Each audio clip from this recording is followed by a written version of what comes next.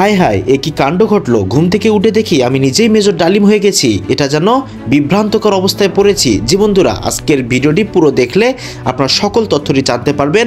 আসলে তিনি মেজর ডালিম ছিল নাকি অন্য কেউ। বীর মুক্তিযোদ্ধা লেফটেন্যান্ট কর্নেল অবসরপ্রাপ্ত শরীফুল হক ডালিম বীর উত্তম এর দেয়া সাক্ষাৎকারের পর নেটিজনরা সামাজিক যোগাযোগ মাধ্যমে যাকে মেজর ডালিম বলে মন্তব্যের তীর ছুঁড়ে দিয়েছেন।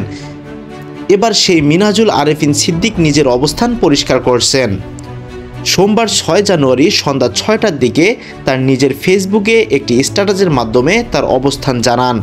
এর আগে রোববার 5 জানুয়ারি রাত 9টার দিকে এক লাইভ টক শোতে কথা বলেছেন বীর মুক্তিযোদ্ধা লেফটেন্যান্ট কর্নেল অবসরপ্রাপ্ত শরীফুল হক ডালিম। 2 ঘন্টার সেই লাইভ টক শো আয়োজক ও সঞ্চালক ছিলেন প্রবাসী সাংবাদিক ইলিয়াস হোসাইন। টকশোতে মেজর ডালিম 50 বছরের অনেক প্রশ্নের উত্তর দিয়েছেন। তিনি শেখ মুজিবুর রহমানকে সপরিবারে হত্যার অভিযোগে অভিযুক্ত থাকার কারণে দীর্ঘদিন যাবৎ আড়ালে ছিলেন। মেজর ডালিমের এই সাক্ষাৎকারের পর বিষয়টি টক অব দ্য কান্ট্রিতে পরিণত হয়েছে। সামাজিক যোগাযোগ মাধ্যম থেকে শুরু করে সর্বত্র আলোচনায় এই মেজর ডালিম ইস্যু।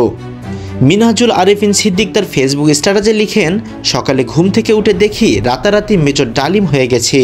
তিনি আরও লেখেন, আর এরপরেই বট বাহিনী ঝাঁপাইয়া পড়েছে আমার প্রোফাইলে।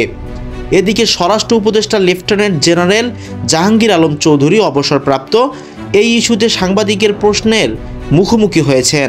যদিও উপদেষ্টা মেজর ডালিম ইস্যুতে সাংবাদিকের সঙ্গে কোনো প্রশ্নের উত্তর দেননি। ইলিয়াসের সঙ্গে টকশো শুরুতে মেজর ডালিম বলেন, দেশবাসীকে বিশেষ করে নতুন প্রজন্মের ছাত্র জনতাকে যারা আংশিক বিজয় অর্জন করেছেন তাদের লাল শুভেচ্ছা জানাই। বিপ্লব এই সমাজ যে কোনো রাষ্ট্র একটি চলমান প্রক্রিয়া। সেই অর্থে তাদের বিজয় এখনও পুরোপুরি অর্জিত হয়নি, তার জন্য আরও সময় প্রয়োজন।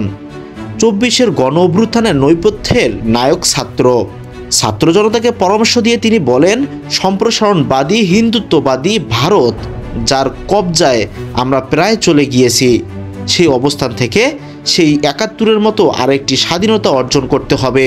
তা না হলে বিপ্লব ব্যর্থতায় পর্যবসিত হবে। জাতীয় সঙ্গীত ইস্যুতে মেজর ডালিম বলেন, বাংলাদেশের জাতীয় সঙ্গীত রবীন্দ্রনাথ ঠাকুর না হয়ে কাজী নজরুল ইসলাম বা অন্যান্য স্বনামধন্য দেশীয় কবিদের গান হতে পারত। ভিন্ন দেশি একজন কবির গানকে জাতীয় সঙ্গীত বানানোকে পৃথিবীর ইতিহাসে বিরল বলে মন্তব্য করেন তিনি। শরীফুল হক ডালিম, যিনি মেজর ডালিম নামে অধিক পরিচিত, তিনি হলেন বাংলাদেশের সেনাবাহিনী একজন প্রাক্তন সামরিক কর্মকর্তা।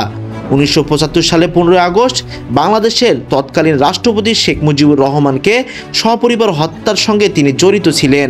শেখ মুজিব নিহত হওয়ার পর মেজর ডালিম পরবর্তী লেফটেন্যান্ট কর্নেল সেটি বাংলাদেশ বেতারে ঘোষণা করেন। পরবর্তী গণপ্রজাতন্ত্রী সরকার তাকে বিদেশে বিভিন্ন বাংলাদেশের দূতাবাসে বিভিন্ন পদে নিয়োগ দেয়। মেজর ডালিম প্রকাশ্যে আসার পর তাকে মামলা দেওয়ার হুমকি ধামকিও দিয়েছেন বাংলাদেশ থেকে।